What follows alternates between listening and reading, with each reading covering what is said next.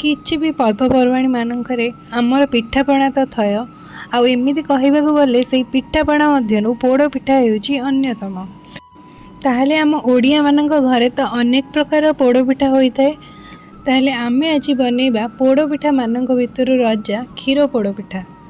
क्षीर पोड़ पिठा देखिबाकू जेतिकी सुंदर खाइबाकू मध्य सेतिकी टेस्टी। यह एते कौलिया जे पाटरे पड़ू पड़ू ही मिलई जाई थाए। ताहले एमिति परफेक्ट आ अति सुवादिया पिठा बनेबाकू वीडियोटी को संपूर्ण देखंतु। आउ जदि मो वीडियोटी आपण मानकू पसंद आस्ताए ताहले वीडियोटी को लाइक करंतु, शेयर करंतु आउ चैनल नुआ थिले चैनल को सब्सक्राइब करंतु। नमस्कार, प्रीतिश प्लानेट रे आपण समस्तंकु अनेक अनेक स्वागत। क्षीर पोड़ पिठा बनेबाकू मुझे गोटे छोट ग्लास अरुआ चाउल को 4 ରୁ 5 घंटा पर्यंत पानी रे बतुरई रखी। आउ मुझे फाळे नड़ियार कोरा को मध्य नहीं आउ फाळे नड़िया को छोट छोट एमती काटिकी मध्य नहीं जाइछि।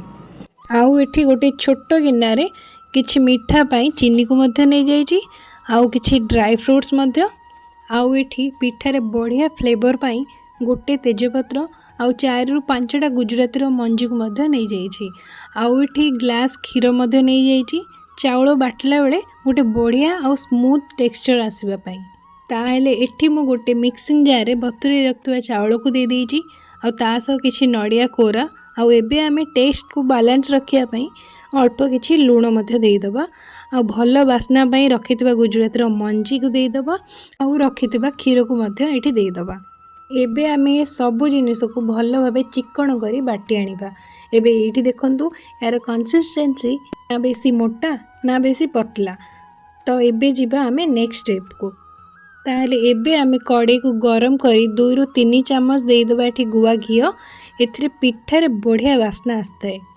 तापरे एठी आमे रखितबा किछि ड्राई फ्रूट्स को मध्य देई दबा। ताहले एबे आमे सबु को किछि समय पर्यंत भल भाबे भाजी नबा। तापरे एठी आमे 2 ग्लास क्षीर को मध्य देई दबा और सेम ग्लास रे मु एठी गोटे ग्लास रो पानी को मध्य दे देइछि। एठी आपण माने कंचा क्षीर किंबा फुटा क्षीर किछि भी नै परिबे।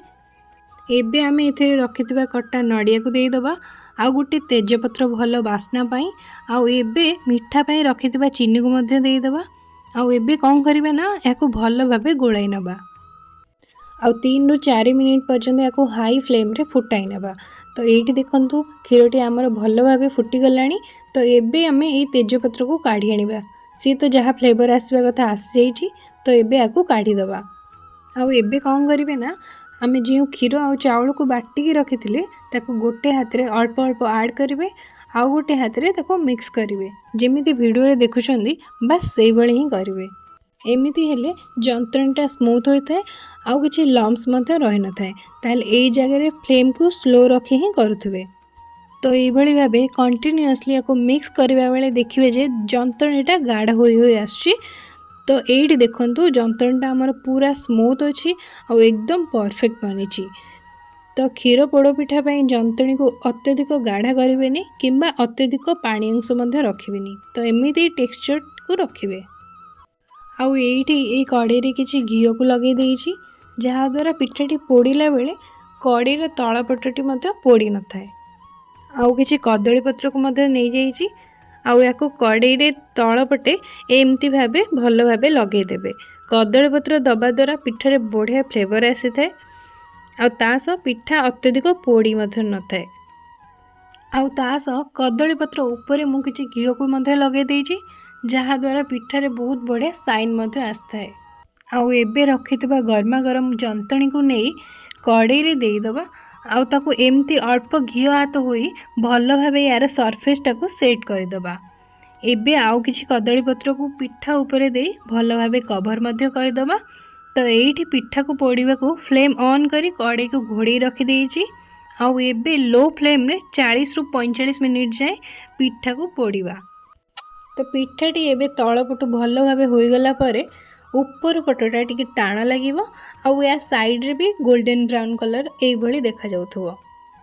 तो एबे कोन करिबा ना पिठार ऊपर साइड को मध्य भल भाबे पोड़ीबा पई मु एठी गोटे लुहार पैन को नै आइछि आउ तापरे ए पैन को एई भली भाबे कड़े ऊपर रखी केयरफुली जे भली वीडियो रे देखुचंदी सेमती याकू ओलटाई नेबे। तो एबे ए फ्लेम ऑन करी पैन को बसई दबा चूल्हा उपरे आउ फ्लेम को लो रे रखी 10 रु 15 मिनिट जाए पोड़ा को रखिदेवे। तो एठी आमे फ्लेम को ऑफ करदबा आउ याकू कम से कम 1 घंटा पर्यंत भल भाव ठंडा होगापाई छाड़ीदबा आउ तापरे याकू काटिकी खाइबे। तो एठी देखि पारुथुबे पिठाटी परफेक्ट पोड़ी होईची, अत्यधिक मध्य पोड़ी होईनी। तो एठी आमर क्षीर पोड़ पिठा एकदम रेडी हो गला। आउ याकू भल भाव ठंडा कला परे ही काटिबे, नहेले पिठाटी आपनको कंचा थिला परि लागि पारे। ताहले एथर पर्वपर्वाणी रे क्षीर पोड़ पिठा बनातु आउ केमिति लागिला मते कमेंट सेक्शन में निश्चय जणातु। रहुची जय जगन्नाथ।